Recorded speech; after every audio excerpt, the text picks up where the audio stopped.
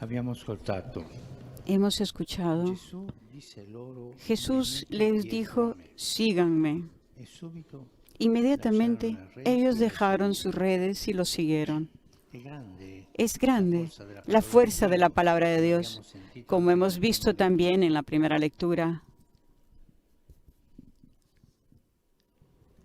Fu rivolta a Giona questa parola del Signore. La palabra del Señor fue dirigida a Jonás en esos Giona si términos. alzò, andò secondo la parola del Signore. Parte ahora mismo para Nínive y anúnciale. Jonás partió y conforme a la palabra del Señor. La palabra de Dios despliega la potencia del Espíritu Santo. Es una fuerza que atrae hacia Dios, como le sucedió a los jóvenes pescadores que quedaron impresionados por las palabras de Jesús. Es una fuerza que nos mueve hacia los demás, como le sucedió a Jonás, cuando se dirigió a los que se encontraban alejados del Señor. La palabra, por tanto, nos atrae hacia Dios y nos envía hacia los demás. Nos atrae hacia Dios y nos envía hacia los demás. Ese es su dinamismo.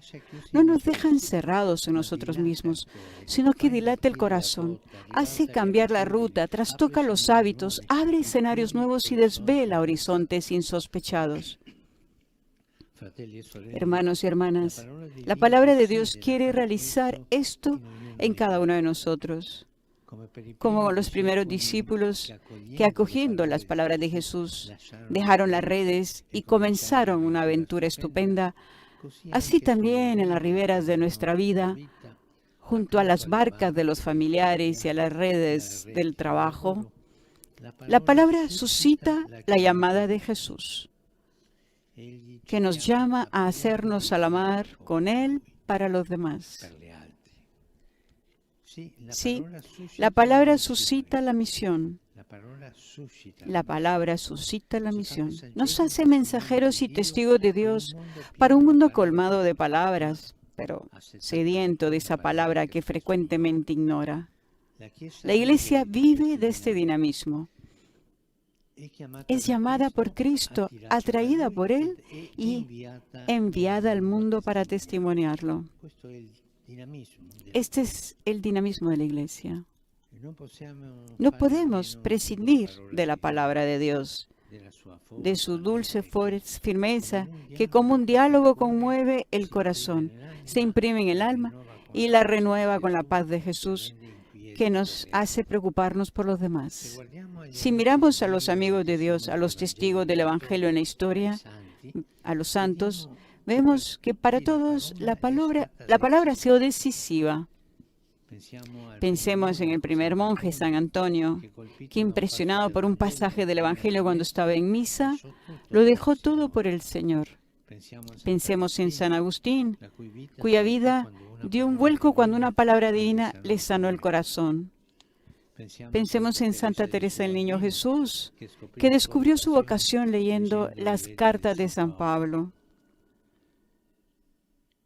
Y pienso en el santo de quien llevó el nombre, Francisco de Asís, quien, después de haber rezado, leyó en el Evangelio que Jesús envía a los discípulos a predicar.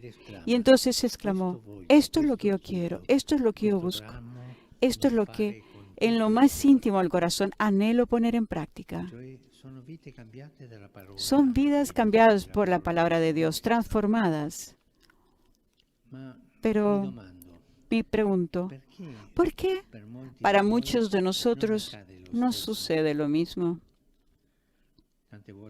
Muchas veces escuchamos la palabra de Dios y entra por un oído y sale por el otro. Tal vez porque, como nos muestran estos testigos, es necesario no ser sordos a la palabra.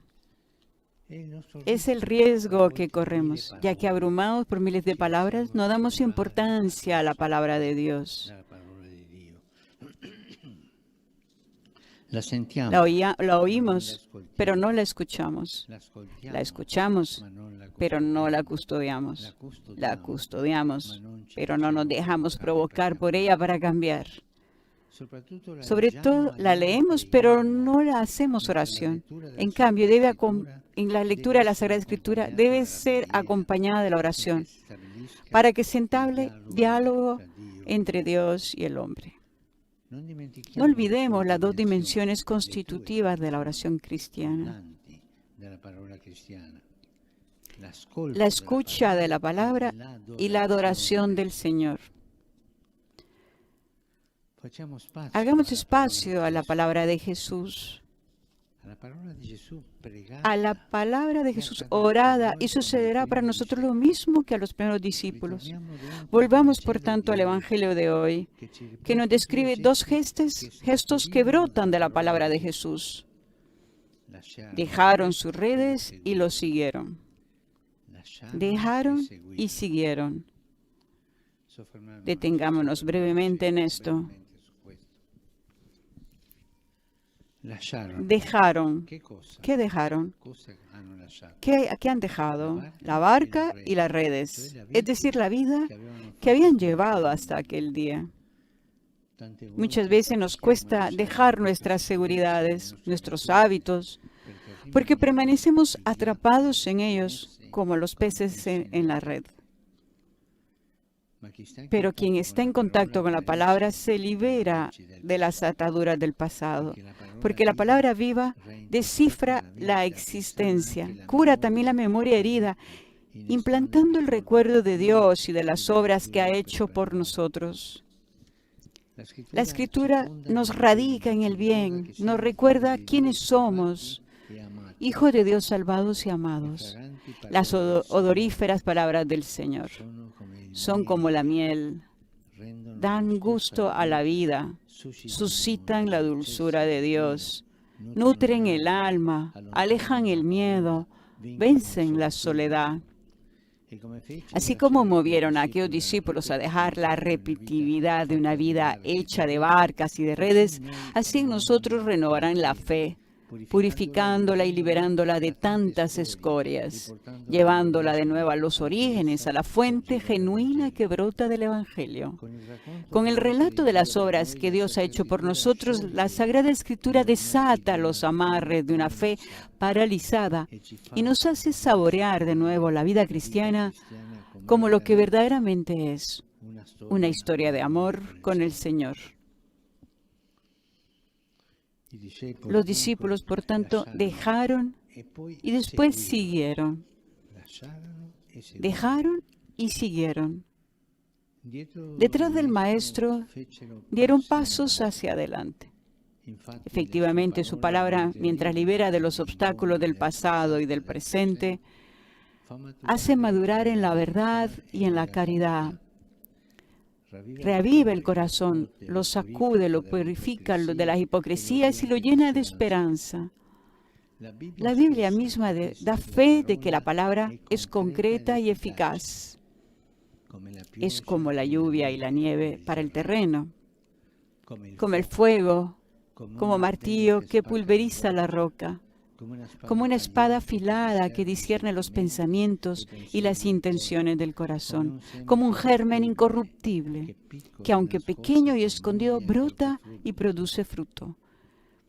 En la palabra de Dios es tanta la eficacia que radica en la palabra de Dios que es en verdad alimento del alma, fuente pura y perenne de la vida espiritual. Hermanos y hermanas, el domingo de la palabra de Dios nos ayuda a volver con alegría a las fuentes de la fe, que nace de la escucha de Jesús, palabra de Dios vivo. Mientras se dicen y se leen constantemente palabras sobre la Iglesia, que Él nos ayude a redescubrir la palabra de vida que resuena en la Iglesia. De lo contrario, terminaremos por hablar más de nosotros que de Él. Y muchas veces, y al centro quedarán nuestros pensamientos, nuestros problemas, en vez de Cristo con su palabra. Volvamos a las fuentes para ofrecer al mundo el agua viva que no logra encontrar. Y mientras la sociedad y las redes sociales acentúan la violencia de las palabras, aferrémonos a la mansedumbre de la palabra que salva, que no hace ruido, que entra en el corazón. Y por último, hagámonos una pregunta. ¿Qué puesto reservo yo a la palabra de Dios en el lugar donde vivo? Ahí habrán libros, periódicos, televisores, teléfonos. Pero ¿dónde está la Biblia? En mi cuarto. Tengo el Evangelio al alcance de la mano. Lo leo cada día para orientarme en el camino de la vida.